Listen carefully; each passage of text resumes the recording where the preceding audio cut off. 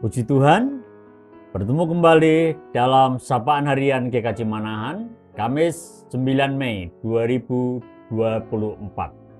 Bapak, Ibu, Saudara, dan juga anak-anak kekasih Tuhan Yesus Kristus, salam sukacita, sehat, bijak, dan sejahtera. Kita akan membahas topik bagaimana kitab Kisah Para Rasul itu ditulis. Ini berkaitan dengan masih perayaan kita dalam perayaan Paskah. Nah, sebelumnya mari kita berdoa.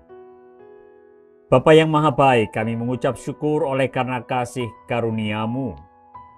Bagaimana Engkau menyertai dan melindungi kami dalam aktivitas kami, dalam istirahat kami. Dan bagaimana Tuhan memberi kesempatan kepada kami untuk bersama merenungkan kebenaran firman-Mu, membacanya supaya kami berakar, bertumbuh, dan berbuah dalam kebenaran firman-Mu. Dalam kesempatan yang baik ini kami juga berdoa, memohon untuk bangsa dan negara kami, memohon belas kasihan-Mu, tuntunan dan penyertaan-Mu. Kepada para pemimpin bangsa kami, dari eksekutif, legislatif maupun yudikatif, dari tataran tertinggi sampai dengan yang terendah, yang terbentang dari Sabang sampai Merauke, dari Miangas sampai Rote. Demikian juga kami berdoa untuk gereja yang Tuhan percaya untuk mengabarkan Injil Kristus Yesus, Tuhan dan Juru Selamat kami, untuk mengajarkan apa yang telah Tuhan ajarkan kepada kami, juga melakukannya dalam kehidupan kami sehari-hari. Memberkati, menyertailah kiranya Tuhan dalam upaya kami gereja, dari berbagai denominasi gereja untuk bersaksi, melanjutkan karya yang daripada-Mu. Memberkatilah kiranya Tuhan para pemimpin gereja, warga gereja dari anak-anak sampai dengan yang lanjut usia. Inilah doa kami yang kami naikkan di dalam nama Tuhan Yesus Kristus, Juru Selamat kami yang hidup. Amin. Ya, jadi seperti yang saya katakan di depan, kita akan membahas topik bagaimana kitab Kisah Para Rasul itu ditulis. Bapak, Ibu, Saudara, juga anak-anak mempunyai pengalaman menulis. Menulis di media sosial, ada yang menggunakan Facebook, ada yang menggunakan Twitter, Instagram, ada yang menggunakan WhatsApp. Juga ada yang menggunakan YouTube. Itu media-media yang kita pergunakan. Ada juga media yang lain, kertas yang di atasnya kita tulis tulisan. Bagaimana kita menulis? Ya, macam-macam. Ada tulisan yang berupa berita, mengharapkan berita atau bertanya tentang berita.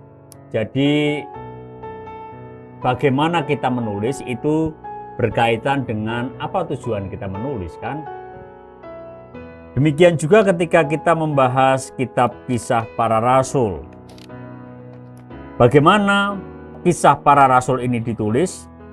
Kita akan membaca dulu dari Kisah Para Rasul 1 ayatnya yang pertama sampai dengan yang ke-11, lalu darinya kita akan belajar tentang bagaimana kitab ini ditulis.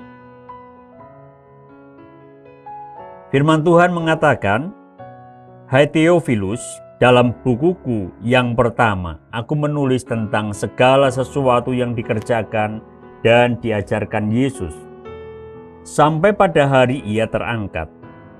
Sebelum itu, Ia telah memberi perintahnya oleh Roh Kudus kepada rasul-rasul yang dipilihnya. Kepada mereka, Ia menunjukkan dirinya setelah penderitaannya selesai, dan dengan banyak tanda, Ia membuktikan bahwa Ia hidup Sebab selama 40 hari ia berulang-ulang menampakkan diri dan berbicara kepada mereka tentang kerajaan Allah. Pada suatu hari, ketika ia makan bersama-sama dengan mereka, ia melarang mereka meninggalkan Yerusalem dan menyuruh mereka tinggal di situ menantikan janji Bapa, yang demikian katanya, telah kamu dengar daripada aku. Sebab Yohanes membaptis dengan air, tetapi tidak lama lagi kamu akan dibaptis dengan Roh Kudus. Maka bertanyalah mereka yang berkumpul di situ, Tuhan, maukah engkau pada masa ini memulihkan kerajaan bagi Israel? Jawabnya, engkau tidak perlu mengetahui masa dan waktu yang ditetapkan Bapa sendiri menurut kuasanya. Tetapi kamu akan menerima kuasa kalau Roh Kudus turun ke atas kamu, dan kamu akan menjadi saksiku di Yerusalem dan di seluruh Yudea dan Samaria dan sampai ke ujung bumi. Sesudah ia mengatakan demikian, terangkatlah ia disaksikan oleh mereka, dan awan menutupnya dari pandangan mereka. Ketika mereka sedang menatap ke langit, waktu ia naik itu, tiba-tiba berdirilah 2 orang yang berpakaian putih dekat mereka dan berkata kepada mereka, "Hai orang-orang Galilea, mengapakah kamu berdiri melihat ke langit? Yesus ini yang terangkat ke sorga meninggalkan kamu akan datang kembali dengan cara yang sama seperti kamu melihat dia naik ke sorga." Ya, demikianlah bacaan kita. Firman Tuhan yang menerangi kita untuk membahas pertanyaan bagaimana kitab Kisah Para Rasul ditulis. Jelas sekali dari bacaan kita inilah kita bisa menjawab pertanyaan tadi. Mungkin juga akan merujuk pada kitab-kitab yang lain yang mempunyai kaitan dengan kitab Kisah Para Rasul. Kitab yang mempunyai kaitan erat, sangat erat dengan kitab Kisah Para Rasul adalah Injil Lukas. Dari mana kita tahu? Ya, dari kitab Kisah Para Rasul. Sebagaimana dikatakan pada ayatnya yang pertama, "Hai Theophilus, dalam bukuku yang pertama aku menulis." Jadi penulis kitab Kisah Para Rasul menulis 2 buku, dan kitab Kisah Para Rasul adalah buku yang kedua. Dan sekali lagi buku yang pertama adalah Injil Lukas. Kedua kitab penulisnya sama. Jadi ada hubungan yang sangat erat antara keduanya. Bagaimana penulis kitab ini menulis bukunya? Di sini jelas, sangat jelas. Kenapa jelas? Karena di sini kita memperoleh petunjuk untuk menjawab pertanyaan bagaimana kitab Kisah Para Rasul ditulis. Ya, ini adalah merupakan kumpulan berita. Kumpulan berita yang dikumpulkan. Pemberitanya adalah para rasul. Para rasul ini adalah murid-murid Tuhan Yesus yang hidup bersama dengan Tuhan Yesus kurang lebih 3 tahun. Hidup bersama, mendengarkan pengajarannya, mendengarkan pendidikannya, melihat teladannya. Jadi mereka melihat langsung apa yang dilakukan oleh Tuhan Yesus Kristus. Dan mereka ini adalah orang-orang yang dipilih. Sekali lagi mereka ini adalah orang-orang yang dipilih secara langsung oleh Tuhan Yesus Kristus untuk menjadi muridnya dan meneruskan apa yang telah dilakukannya.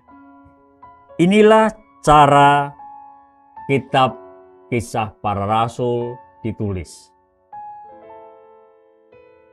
Caranya dengan mengumpulkan berita. Sumber beritanya adalah para rasul, dikumpulkan dengan cara yang cermat, disusun sedemikian rupa oleh penulisnya. Dan isinya adalah tentang pekerjaan, tentang karya Tuhan Yesus Kristus, tentang kerajaan Allah. Terjawab sudah pertanyaan kita. Bagaimana kitab Kisah Para Rasul itu ditulis?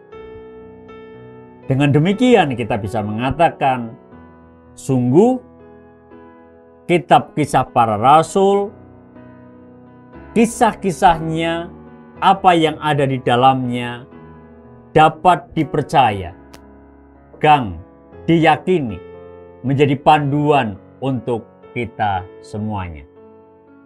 Tuhan kiranya menolong kita untuk terus mendalami Alkitab, firman Tuhan ini.